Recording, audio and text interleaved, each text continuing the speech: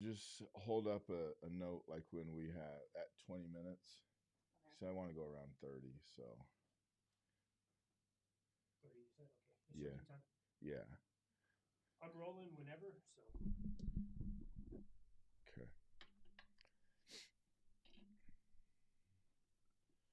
You ready? Everything else look good? We're good? No, there's no countdown. We just go. All right.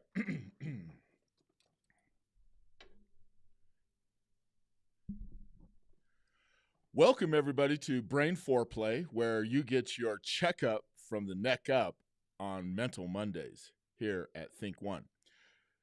You know, one of the things I've always wanted to talk about with psychology, and by the way, I am Dr. Rick Perea, aka Dr. P, P-E-E, is the stigma around mental health.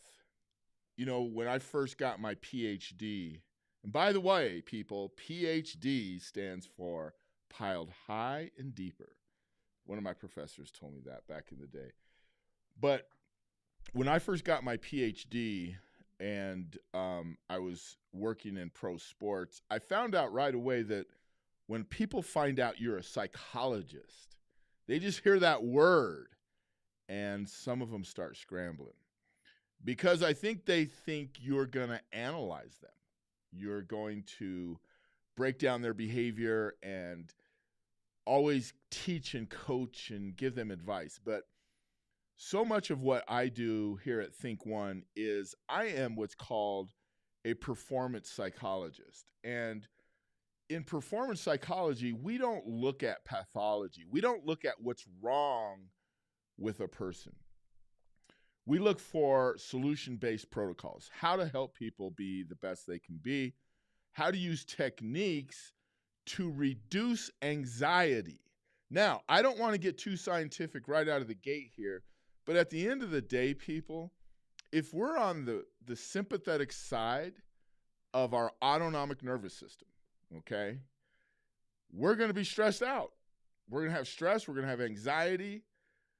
But when we're on the parasympathetic, that's the calm side. That's what we call the zone or flow. And that's when life just happens. It's beauty. But in mental health, we've traditionally experienced a stigma. For example, my good friend, my brother, Julius Thomas, who's a former NFL tight end with the Broncos, Jacksonville Jaguars, and Miami Dolphins, said it well. He says, when I hurt my knee or I hurt my elbow, I can walk into the trainer and say, hey, my knee's hurting. Trainer says, hey, jump up on the table. Let me take a look at it. But if I walk in after practice and I go up to a coach, one of the other players, and say, hey, man, I'm really struggling emotionally or mentally, people kind of look at you sideways like, whoa, oh, okay, got it. And there's really no answer there. But what's happening now in all pro sports, Major League Baseball, NFL, NBA, is the leagues are requiring teams to have mental skills coaches. Now, that doesn't necessarily mean they have to have a PhD in psychology. But it was my work in all three of those areas, NBA, NFL, and Major League Baseball. I can tell you this. There still is a stigma. On any given team, you go in, and there's about 30% of the guys there that are like, whoa, I'm good. I'm good. And then you throw in cultural barriers, too. Some cultures don't believe in mental health, per se. So there is a lot of stigma around seeking mental health. And what I want to do today is talk about how we can unconditionally seek out mental health. I also would like to point out that the National Suicide Hotline has been changed to 3 numbers, 988, 988, to make it more simplistic, more approachable, easier to reach. You will never have a busy signal on that line at 988. You will always reach a human to talk to. So I just want to put it out there, people, that We have got to better understand how to take care of ourselves from the neck up. And that's why you're here for your checkup from the neck up on Mental Mondays here at Think One. So let's talk about where that stigma comes from. Why is there a stigma? Why is there a stigma around seeking mental health versus a shoulder injury, an elbow injury, a knee injury? Because we're willing to do that. There's no stigma around that. Why is there a stigma around I'm emotionally struggling, psychologically struggling, I'm hurting? And especially for men. Come on, men, let's talk about it. Let's talk about why we, more than women, we have a tendency not to seek out mental health. I have a couple people here in the gallery. Why is that? Why is that, Lori? You got an answer for me? Jesse? You guys tell me why. Why are us men so machismo, so macho, that we are not willing to raise our hand and say, I'm not doing so well? And in fact, one of the leagues here in the NFL has decided to put out public address commercials that says it's okay to not be okay. And I think one of the great things we can take away from the pandemic, and I'm not sure we're past it yet, we got other things going on as well, but one of the things I've taken away, and I think we can take away, is that people slowed down enough to think about mental health a little bit more. And then you look at the way we were housed or institutionalized in our own homes, and we couldn't go out as much, and we didn't have as much social interaction, then mental health is illuminated. You know, I heard a statistic the other day that mental health during the pandemic was up, domestic violence was up 400%. And I stipulate that's reported. And traditionally, most domestic violence is not even reported. So what's the true number, people? And so I've heard many people say this, and I was talking to an NFL coach last night, and he even postulated, he said, every one of us is going through something. Coaches, players, administrators. So what about everyday people? What about everyday people? The Joes and the Janes. What about those people like myself? I'm a father. I'm a father of 4 children, 3 boys that I'm putting through high school. One of them's a freshman this year, who just reported to football camp. CSU Pueblo. But what about everyday people, most of us who struggle in silence? Who struggle in silence because we're not willing to say, I need help. The 988 number is not just a suicide number, it's a mental health number that you can call and talk to somebody. Because sometimes that's all it takes, is you just need to talk to someone. You just need to socially interact with someone. So we've got to do a better job at breaking down that stigma. And so from an academic perspective, from a scholarly perspective, stigma comes from, we've researched it, by the way, stigma comes from the fact that we cannot see the injury, okay? If I hurt my elbow, there's usually some way to see. There's swelling, there's redness, there's inflammation. And so people can see that. So people are willing to, oh, I see. Okay, your knee's hurt. You had surgery. Oh, you have a scar. But the brain, we can't visually see it. The heart, the soul, the autonomic nervous system, which really distributes the energy from the messages of the brain for emotional pain, the limbic system in the brain, which is the emotional centers of the brain, the amygdala, all of those areas we can't see. We can't see the inflammation. We can't see the hurt, the pain, the fear that people experience. And that's one of the reasons that there's more of a stigma. Because in the past, in the 40s, 50s, and 60s, if you brought up emotional pain, hurt, and fear, oftentimes people didn't believe you. What do you mean you're struggling? You look great. You look great. You know, I've often talked about this in earlier podcasts and when I do radio and TV. You know, I'll get an offensive tackle in my office who's 6'6", 320 pounds, and he's crying in 3 minutes in my office.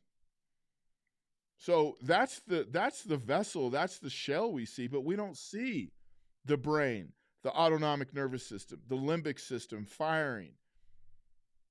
That's depicting emotional pain. And so that's a very understandable empirical reason why we don't always believe people. You know, we believe if someone's in emotional pain when we see them crying, when we see them broke down, but it doesn't always depict itself in that way. So I want people to understand that it's okay to not be okay, to raise our hands. I'm a psychologist. I'm a father. I'm a speaker. I'm an author. I have a multitude of roles in this life. And at times I struggle emotionally. I mean, I always make sure I'm present and at my best for my clients, whether it's organizationally speaking, individually speaking, athletically, whatever it is. But sometimes I take that pain home, that energy home, and that's real. So I have to be very astute with my self-care. And in fact, I have a routine. I wake up at 4 o'clock every morning. I go to the gym at 4:30 a.m. My workouts aren't like they used to be when I was a player, but I still do. I use weights. I stretch. I use a hot tub and a steam bath. People, I'm going to tell you something. One of my mentors back in the day, Harvey Milkman, PhD, out of the Bronx. Bronx, New York. He wrote a book called Cravings and Addictions. And he talked about natural highs. And when you take a hot tub, a hot tub, and a hot steam bath, it changes your brain chemistry. It changes brain chemistry, and it gives you a buzz. But it also relaxes you and puts you in that parasympathetic of the autonomic nervous system, which is flow. And I want you to understand that, people. For all of you out there, if you want to be your best, you got to be on that parasympathetic. Look up autonomic nervous system. It'll give you a little window and insight. And one of these days, I'll do a podcast specifically on that. But I really engage myself in self-care. So I work out 3 to 4 days during the week. And then on Saturdays and Sundays, that's my day when I take a hot tub and a steam bath. And I take 2-3 hours to do that. And I meditate. I use my scripts where I say positive scripts like I love my life. I love my family. I love what it feels like to be a great performance psychologist. People, if you talk positive to yourself every single morning for 3 minutes, this brain is going to drink that Kool-Aid. The mind is different than the brain. The brain is the anatomy. The mind is the brain plus input. But if you train your brain over and over, it'll believe it. But I take care of myself in self-care so I can be the best I can for my clients. How many of us out there are struggling with mental health because we don't know a technique or we don't know a protocol? And that's why we're here in the mental health profession, is to help people frame their day in a very positive way. Now, what I'm about to say is simple but profound. You better shape your thoughts every day, people, or else your thoughts will shape you. The average human being has 45,000 thoughts a day. I will repeat. The average human being has 45,000 thoughts a day. Up to 75% of those thoughts are negative. So now we're talking about 33,000 and change negative or self-doubt thoughts per day. And that's all of us. So if you've ever thought, golly, man, I'm thinking some dark thoughts, congratulations, you're human, okay? You're a human being. So I don't want you to feel bad about that. But what happens is someone will feel these negative thoughts. And by the way, the thoughts I'm talking about right now are random. There's 2 classifications, random and purposeful. And we have these random thoughts. Everybody does. And if somebody tells you, I don't think any negative thoughts, they're lying, okay? Because it's natural. It goes back 10,000 years ago when we had to survive and provide in a hunter and gathering situation. We had to survive. So the brain is still the same, but the mind is different now. Now our threats are self-imposed. But people, we have got to take care of ourselves. Self-care will get us to a place where we're not necessarily ruminating with those negative thoughts. Rumination means to think over and over about a particular negative thought. So that's one answer to self-help and to being mentally healthy, is to take care of ourselves, hence self-care. But we also have to be willing to seek out the help and break down the stigma. Just because we cannot see the injury, just because we cannot visually see it with most people, some people it's so severe, you can see it. And for those of you, I want to tell you something. We can see pain and fear in mental health through nonverbal communication. You can see it in facial expressions. You can see it in posture. You can see it in the way a person self-cares for their grooming. If you notice that a person's not grooming themselves as they have in the past, that's a sign. If you look at someone's face and there seems to be sadness, probably is. So there are nonverbal ways that we can identify people that are struggling. But for those people that are not willing to raise their hand, to make a phone call, to reach out to someone, we have to be proactive. Not just me, not just because I'm in the mental health industry, all of you out there. All of you out there. Couple podcasts ago, I challenged you, and I said, go out and tell 10 people today you love them, and tell them why. You know, I hear people say, love you, love you, love you. We text messages, love you. Put the I in front of there. Put the I in front of there. Own it. Ownership of love. I love you. And tell people why. You know, tomorrow's not guaranteed to any of us people, to the people. You got to understand that. 3,500 people die every day in the United States unexpectedly. So let me put that into perspective for you. 3,500 people that woke up this morning here in the Mile High City. It's 8:25 a.m. on our Mental Monday today. But I'm going to tell you something. 3,500 people that woke up this morning will not go to sleep, or should I say will go to sleep permanently. Unexpectedly. I'm not talking about the people that die of old age, of natural causes, of cancer, all those natural ways. Not that cancer is natural, but expected ways. But I mean car accidents, murder, suicide, homicide, fell off a roof, slipped on ice, whatever it may be. Tomorrow's not guaranteed to any of us. And it's sad to think that some of us live our last days in pain because we didn't raise our hand. And then that brings up the topic of suicide that's touched my life very directly recently in dramatic ways. People, think about how many suicides we could prevent if people were willing to ask for help. And we pulled down the stigma. We pulled back the stigma. And we made it more real. We made it more real to ask for help. And we normalize it. We normalize it. And one of the ways you can do that today, you out there today who's listening, watching in today, you can make a difference today by telling 10 people you love them and telling them why. That will make a start to us pulling down these waves of stigma, because people will understand, you know what? Gosh, I am loved. I'm loved by so many people. And then when I know I feel loved, I feel compassion in my heart. And that compassion can be directed at who? Me. And when I give compassion to myself, I build my self-efficacy, my self-concept, my self-worth, my self-esteem. And then I'm able to say, I need help. You know those people that are out there that says, oh man, I went to a funeral the other day, I was strong. I held it all together. That's not strength, people.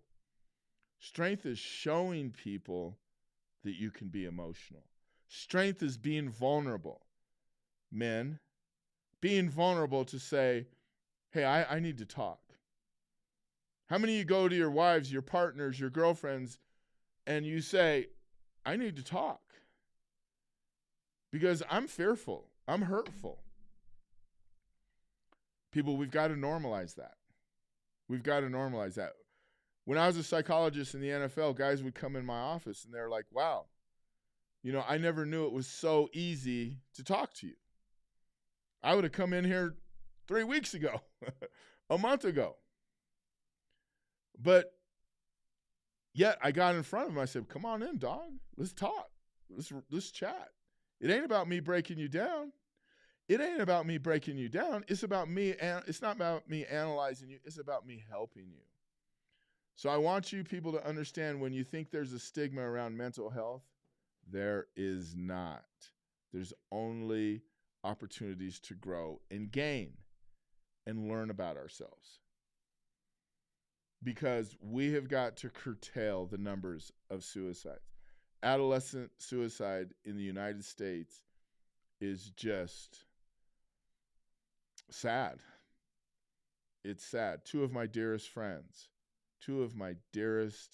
closest friends have been touched by suicide of an adolescent. And I'm here to say that's unacceptable, because it could have been prevented, not by them in any way, but by us as a community, us as a society. People, what are we going to do as a society to get better? I mean, really, better today. As a psychologist, when I work with teams, when I work with organizations, I understand we're going to get better over time, but what are we going to do today to get 1%, 2%, 5%, 10% better today? And that is by reaching out to people and showing love, showing compassion, showing understanding. But it starts with ourselves. How much compassion do you have for yourself? How much love do you have for yourself? How much are you willing to be vulnerable with the people in your life and say, I love you. And I love you because you're my son. I love you because you're my heart and soul. I love you because I believe and trust you. I love you because of how you've loved me. I love you because we're brothers. We're sisters. We don't do it enough. We don't do it enough. But you know what? We're quick to criticize. Why are you in my room? Why are you doing this? Why are you doing that? Why do you stay out with your friends too long? We always have criticism. Not always, often. Jesse, I'd like to start an epidemic of praise. How about that? That we praise each other every day. We find beauty in everyone, and we compliment them. We can find beauty in every single person we meet every day. Every single person we meet every day, we can shower them. Like my brother James Taylor said, shower each other with love. That's real, people. We can do that. I mentioned a few minutes ago, my son left yesterday for his first day of college football. He's a freshman. And this morning I woke up and I texted him this fence that Lori and I found in Florida, and it had these hearts and it said love. And I texted him the picture of that first thing this morning, 6:30 a.m. And I also sent him a picture of us four in Costa Rica this summer zip lining. All four of us are standing there with our arms around each other, with our helmets on and everything. And then I also sent him a picture on his signing day with his middle brother Keegan, with our arms around each other. And he texted me back and he said, just what I needed this morning, Dad. His first night away. That's love, people. And I'm not bragging. I'm not pointing at myself. I'm saying that's how we reach out. Find ways. Find occasions to love each other, to share with each other. so that we build compassion in ourselves and others. Because when we have compassion in ourselves, that's when we're willing to reach out and say, I need help. Because I know I need help. I have my ecosystem. Your micro ecosystem are those people you see every day or around you, immediate family. Your macro ecosystem are teachers, coaches, colleagues that you see on a regular basis, but perhaps not every day. We can reach out to our micro and macro ecosystems around us and say, hey, man, can we talk? And that's a way that we can reach out, because mental health is front and center, people. It's front and center. We're seeing it everywhere, from the White House here in the United States all the way to the hood, the CPT, Long Beach, the Bronx. And we've got to be willing to raise our hand and say, I'm struggling with this. Because there's answers out there, people. There's support and there's love. And when you come to Brain Foreplay to get your checkup from the neck up for Mental Mondays every Monday, we will always offer solutions. We will always offer protocols. We will always offer techniques of ways to get our thoughts and shape our thoughts in a very positive way every day. Because that's a choice, people. And I'm going to repeat that. It's a choice every day, the way we shape our thoughts. You just have to know how. And every day, I'll give you just this a little bit of a nugget. If every morning when you wake up and you develop a script like, I love my life, I love my family, I love what it feels like to be a great human being today. Today, I will be compassionate, I will be a great communicator, I will love unconditionally. And if you say that every day, the first 3 minutes of the time you wake up, you will start to change your brain. You will start to change the neural pathways of your brain. It's like a hiking trail. You go up a hiking trail, that trail is worn in. Let's say you take a right turn. You're going into the weeds, the bushes, the trees. But you take that right turn every day on your hiking trail, you start to wear a new path. And then if you don't go up that old trail will grow in. You can create new positive pathways in your brain every day if you use a script. Now, there's more complex things that we teach here at Think One, like breathing, visualization, all of that with it. But to make it simple, make yourself a script. Make yourself a script for every morning when you wake up. Tell that brain what you want it to do, people. It will respond. It will respond. And have compassion for yourself. Have compassion for others. And when we have the compassion and love for ourselves, that's when we pull down the stigma. We pull down the stigma of seeking mental health.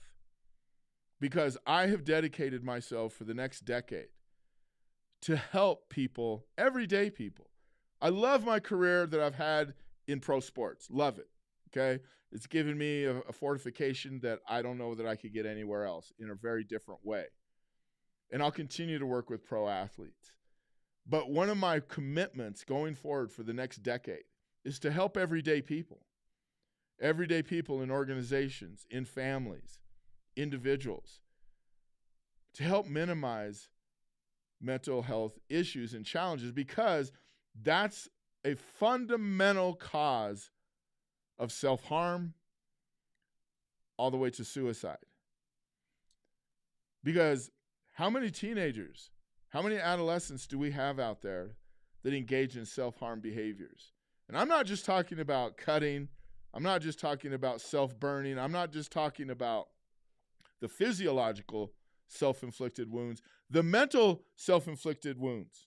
How many people minimize ourselves every day with negative talk that really positions us to not think we deserve to be friends with people, to be lovers with people, to have certain jobs, to have certain education levels?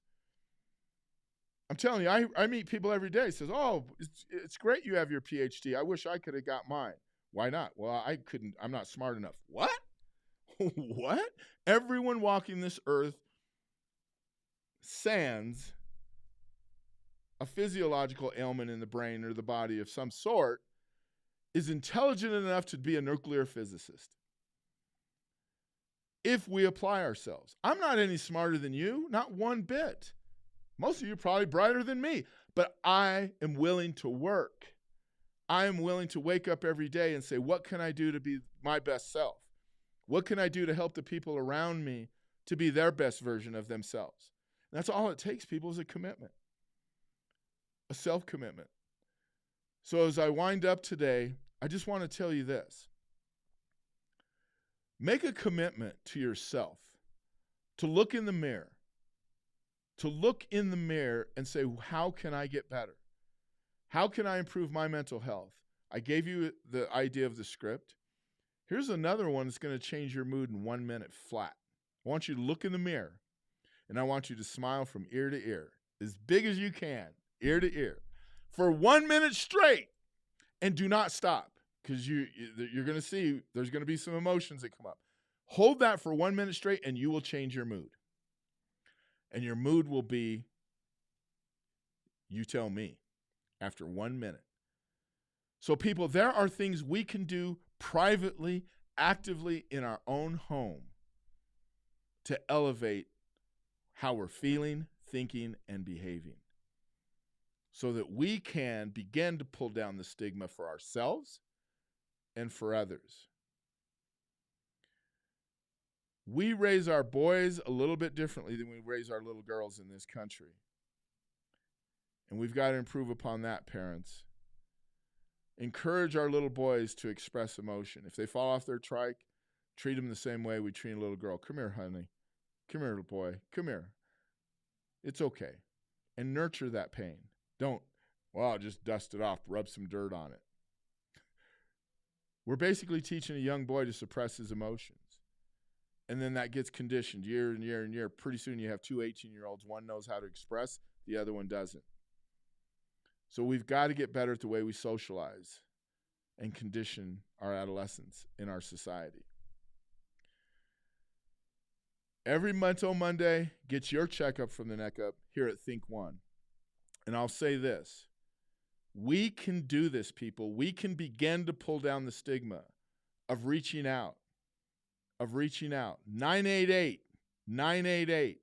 is a mental health hotline.